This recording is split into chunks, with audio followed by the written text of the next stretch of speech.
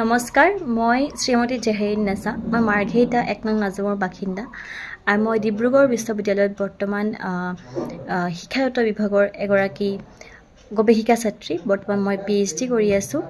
2022 বৰ্ষৰ পৰাই মই এটা ফেলোশ্বিপ পাই আছিলো মৌলানা আজাদ নেশ্যনেল ফেলোশ্বিপ বুলি ফেলোশ্বিপ এটা পাই আছিলো মিনিষ্ট্ৰি অফ মাইনৰিটি এফেয়াৰ্ছৰ ফালৰ পৰা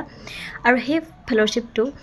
মোৰ প্ৰায় এবছৰ পাছতেই মানে 2023 বৰ্ষৰ মাৰ্চ মাহত বন্ধ কৰি দিয়া হৈছে কাৰণ মই আধাৰ কাৰ্ড লিংক কৰিব পৰা নাই ফেলোশ্বিপটো কন্টিনিউ কৰিবলৈ কাৰণে আৰু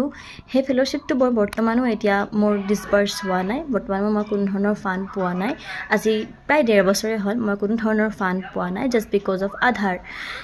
দুৰ্ভাগ্যবশতভাৱে মই মোৰ আধাৰটো লিংক এইটো কাৰণে কৰিব পৰা নাই কাৰণ ৰাজ্যৰ প্ৰায় 27 লাখ মানুহ আধাৰ কাৰ্ডৰ পৰা বঞ্চিত হৈ আছে আৰু তাৰ ভিতৰতে ময়ো এক অন্যতম আৰু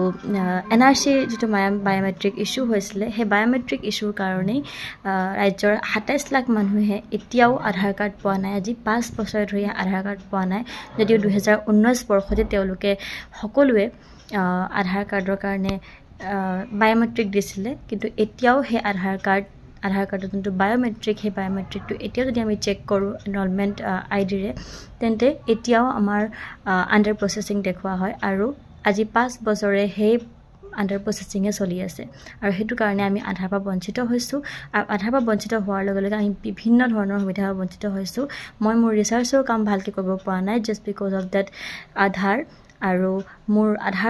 আধাৰখন নোহোৱাৰ কাৰণে মই ফাইনান্সিয়েল এসিস্টেন্সটো পোৱা নাই ফাইনান্সিয়েল এসিস্টেন্সটো নোহোৱাৰ কাৰণে মোৰ ৰিসাৰ্চৰ কামতো বাধা জন্মিছে মই অসম চৰকাৰক অনুৰোধ জনাইছো যে অতি সোনকালে আধাৰটোৰ ব্যৱস্থা কৰে এই 27 লাখ মানুহৰ আধাৰখন দিয়াৰ ব্যৱস্থা কৰে অতি সোনকালে 5 বছৰে অলৰেডি বহুত ভুগিছে আৰু যাতে তেওঁলোকে তেনেকুৱা সোনকালে অতি সোনকালে মানে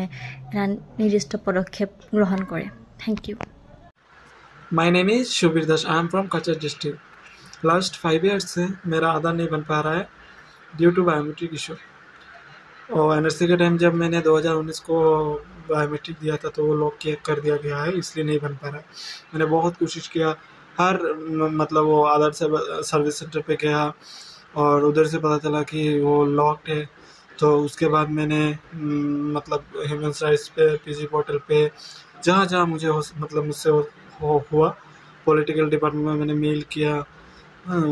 लेटर भी लिखा लेकिन कुछ प्रॉब्लम का कोई सॉल्यूशन नहीं आया तो